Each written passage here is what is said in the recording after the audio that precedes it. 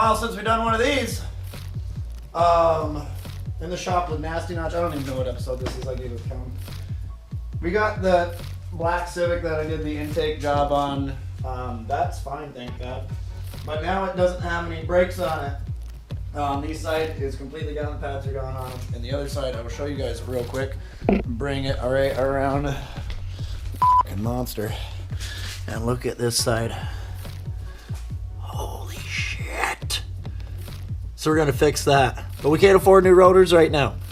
So I'm gonna ghetto resurface them bitches with a grinder. This is gonna be interesting. Stick around for the rest. Alright, so now we're on the driver's side. I'm gonna start pulling everything apart. The two side sockets that you're gonna need for this is your outer bolts that are actually holding on your caliper to the caliper bracket itself are 12 millimeters. So we're gonna be taking those two babies out down here and up there, just the two of those. Then the other ones that you need that actually hold your caliper bracket to your spindle is actually a 17 mil. Those sit right underneath. We'll get to those after we get the caliper down and out of the way. So let's pop those out first. We can get to our bigger bolts.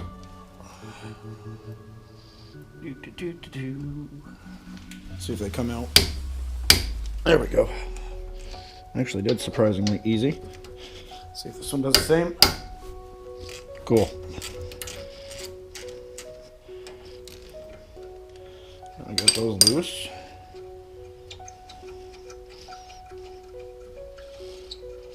Pull these two out of the way. We can get the caliper up and off. See actually how bad the pads are.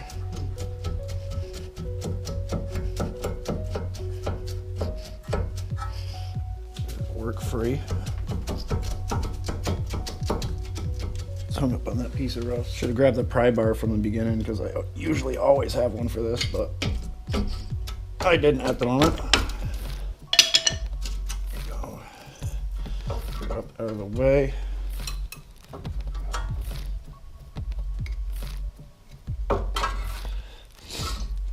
So that way we can hang that.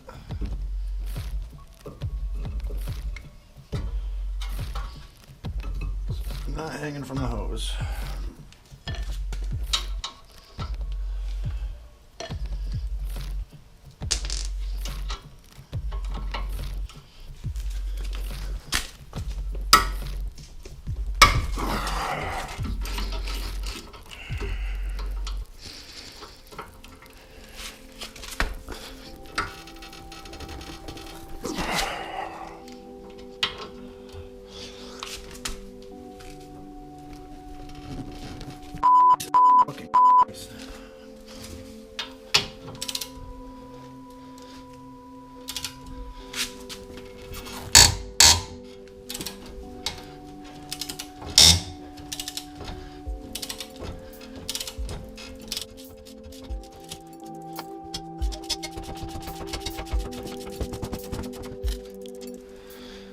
That one was a pain right in the butt.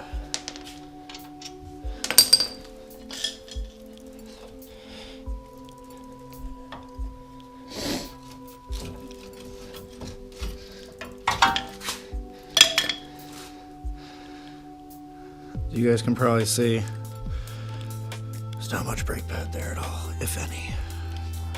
So you guys can see there's like literally no brake pad on it at all. Okay, so we still got our hardware. Hardware actually looks pretty decent. I'm just going to clean it up a little bit. Always make sure your sliders are working. This one, oop, okay, we just broke it free. That's good. I'll end up pulling these out, re-greasing these two. We'll show you guys that here in a second before we get into putting it all back together. Alright, something you should also be checking too, when you're taking and you're fitting your brand new brake pads into your caliper bracket that's already got your hardware sitting in it. Now I haven't greased this yet, but what I am doing is I'm taking and I'm fully seating the pad in all the way on the one side, and as you guys can barely see, that is a very tight squeeze. Very tight squeeze where that pad is going to be sitting in there. Like I said, I'm bottomed out all the way on this side, but right where that pad is going to go in, it's basically touching. What happens is when they take and they coat the outsides of these pads, get her back out of here so I can show you. A lot of times the coating ends up becoming a little too thick on them, on the outside edges and sometimes around the corners, and it makes a really tight fit. That can actually cause bad wear on your pads too, because they can get stuck in and not want to actually pull themselves back apart. There actually is no play in that. As soon as they get pushed, they're going to stick right there. So I'm going to take a little piece of sandpaper and I'm just going to try to fit these pads a little bit better. Just kind of clean off some of this coating on the outsides. There is going to be grease in there anyways, just to clean them up a little bit so I can get that extra little bit of room to be able to make them have that you just want a hair of play in them. You want them to be able to move but not overly free. And as you guys can see, all I've done is I've just went around and just cleaned up the edges just ever so slightly, just a little bit at a time, and we're going to see how it fits in the bracket now.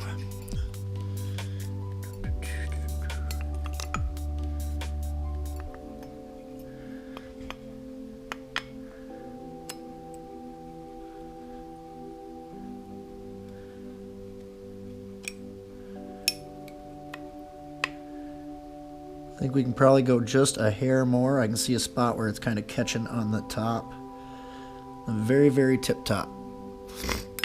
So we'll go just a hair more on both outsides. Alright, so after taking the pad and running it with sandpaper, getting basically nowhere after 2 or 3 times, I took it to the grinder to get the coating off of it. And as you guys can see, moving around nice and easily now. It's not overly loose. It's still nice and tight in there. You can't just like rip the thing out of it still, but it's actually has enough where you can actually slide it around. I did put a little bit of grease on the outside edges right in here where it actually rides onto. But that's basically what you're going to want. You don't want an overly tight pad that's in there, because when you have that, like I said, you're going to have some brake problems down the road. But you want basically just a little bit of play so it can back itself away from the rotor.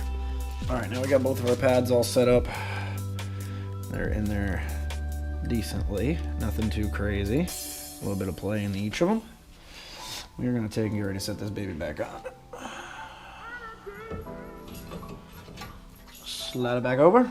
I'm going to set the top bolt in for right now, but then I'm going to go through and I'm actually going to put never seize or anti-seize on these, so that way next time I have to take them out, which probably won't be too long because the rotors are gone on this thing, I'll be able to do that and then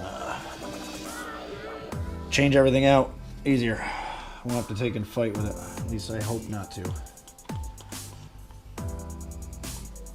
Okay, so we're just going to take and we're going to stick just a little bit on the threads right there. Right up on now. Shoot them, Jacob. Shoot them. Alright. Sorry, I got a little born on the bayou on this. Okay, now that I got those started, I'm going to tighten these babies up. My ratchet just switch? It did. Why does it keep switching on me?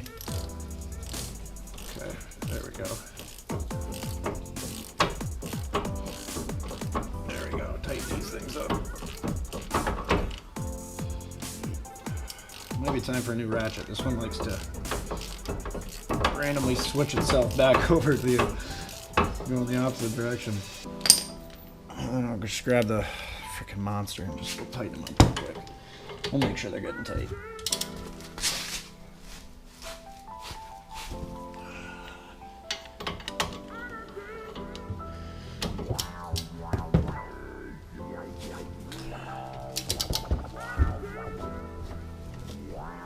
So yeah, to take and we're going to push back in the caliper now using C-clamp and one of our old brake pads, which just works so perfect for this.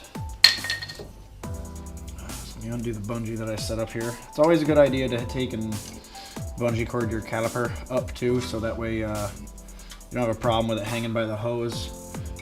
The hoses are double lined, and you can actually take and collapse the inner layer of the hose without knowing it by looking at the outside. Fluid will come back through, but it's got a break in it, so if it's broke, try to explain this. If it's broke in the downward direction, fluid can pass through the hole, but once it tries to come back through when you let off a brake pad, it'll actually just take and keep that piece of hose collapsed, so it'll dead stop and it'll make it seem like you have a seized up caliper, when really your hose is just bad. We're just gonna set the pad in right there. Come up here with this little baby.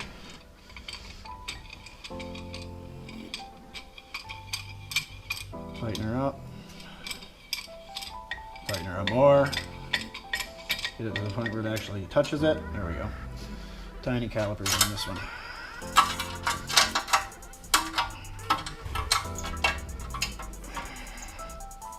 Just go a little at a time. And watch actually the piston on the caliper too. It should go in fairly easy. And this one is, which is good.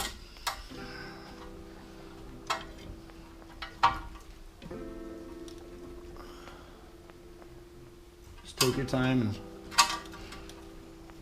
make sure that it goes all the way back into the housing.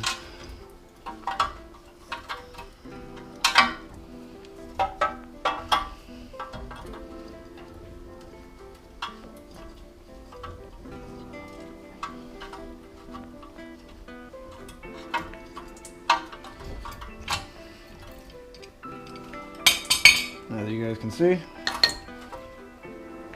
all the way back in.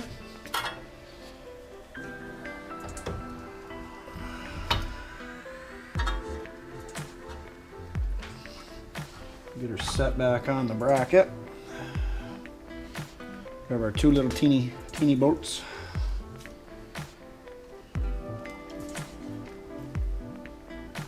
I said just a touch of never sees on these ones. These ones are pretty tiny too. They just don't have to be torqued a crazy amount. They are a very tiny bolt, so if you go crazy on them, more than likely you're gonna break them. And then you're gonna be buying a set of sliders and doing half of this fun all over again. So don't go crazy tight on them. I don't know the exact specs of these guys, but I mean, use some common sense when you're looking at it. Obviously, a bolt that's this size compared to something that's the size of my pinky can't take the same amount of torque that you're going to be putting on it. 2 bumps.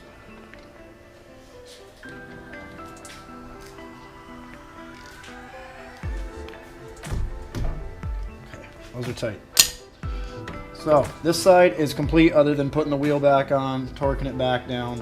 All right, now we got the other side all done. I'm going to take and rip this one apart real quick, and I'll also show you guys how to take and get the rotor off. Does it have in that? It does.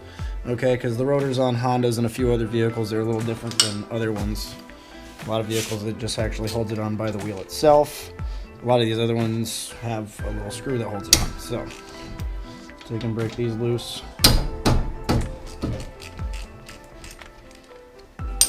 See if I can do like a speed run on this side, right?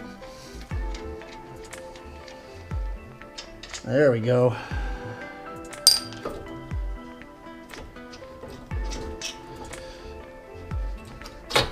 You guys might be able to tell there's no pad on the outside of this as I pulled it off, and I didn't take a pad out in between. That pad fell out while this car was going down the road. So time to do the same thing. I'm going to clean up the hardware and everything like that. I'll go through and I will re-grease the sliders like you guys already saw. I'm going to have to take and fit the pads into this baby also. And after I get all that done, actually before I do all that, because I've already showed that to you guys, so I'm going to cut all that stuff out of the video. It'll be way easier. I'm going to show you guys how to get this rotor off. It's actually got a little set screw that sits down on here. We're going to remove that, and after we do that, we're going to get the rotor off, do a ghetto resurface. Alright, so now I'll show you guys what we got going on here. This is an impact driver. You can actually use it to remove screws, bolts, different things like that. With the hit of a hammer on the back side of it, it'll actually take and push the chuck down and twist it. So you hold this steady, and as you hit it with a hammer, it'll actually take and turn that to help break things free. There is a set screw that sits right in here, and that's the thing that actually is holding that on. There's nothing else that's actually doing it. So, impact driver, set it in its position. Hold it Let's see if we can get her loose. Alright, and after hammering on it for a little bit,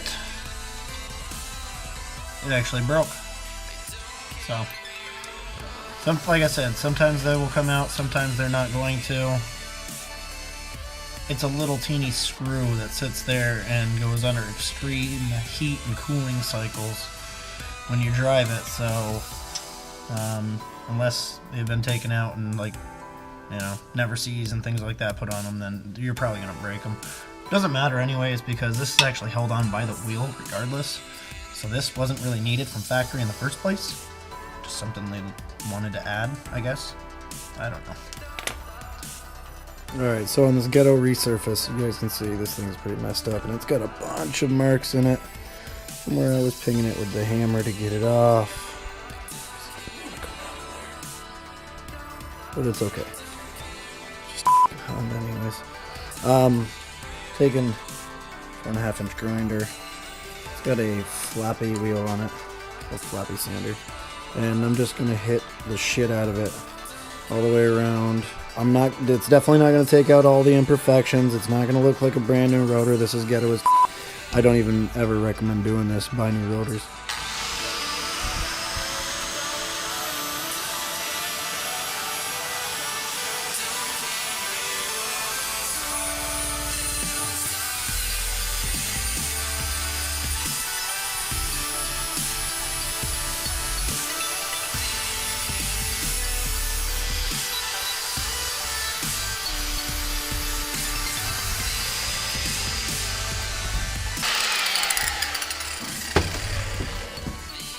Take a look and see what we got. Holy shit! It came out pretty damn good. We did pretty good on that. It's got a couple little spots on it. Maybe that's just some dirt. I don't know. Yeah, I think that'll work. It's kind of ghetto, but it works. Alright, so off camera, I went through and I did the same thing that I did on the other side.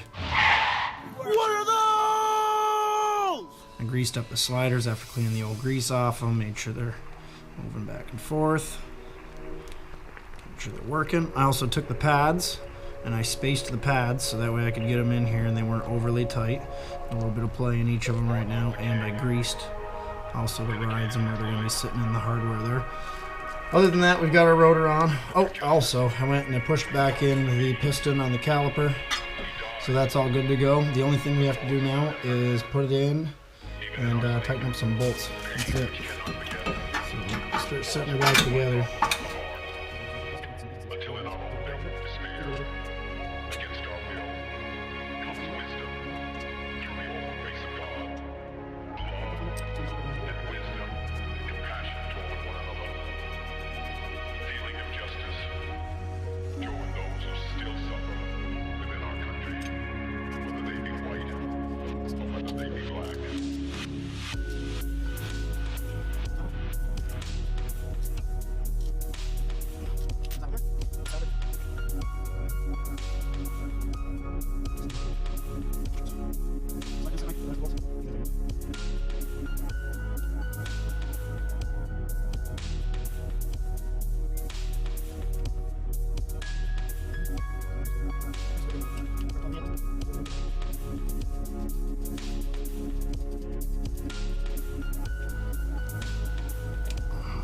Nice and tight.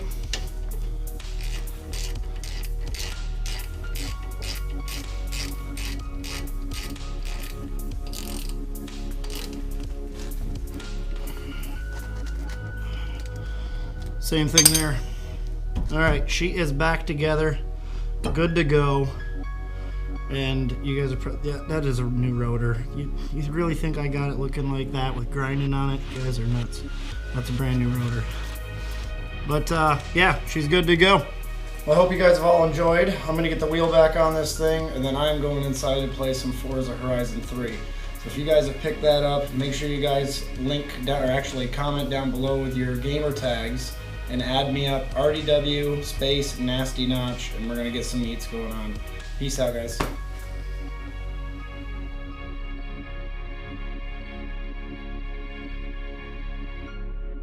Even in our sleep, pain which cannot forget. most probable I drop upon the hard. Until an